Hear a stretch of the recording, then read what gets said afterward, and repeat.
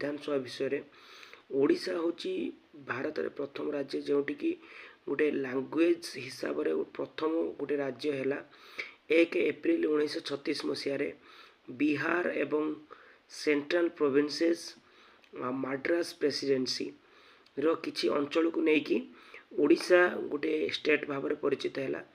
ओडिशार फास्ट जो मुख्यमंत्री होते स्वाधीनता पूर्ववर्ती महाराजा कृष्णचंद्र गजपति आंकर भी ओडिशा एक स्वतंत्र प्रदेश होबारे बहुत अतुलनीय दान रही।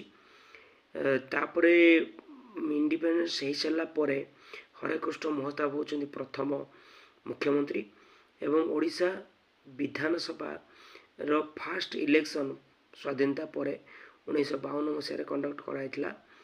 ओडिशार यूनिकामेराल अटे माने विधान परिषद नहीं।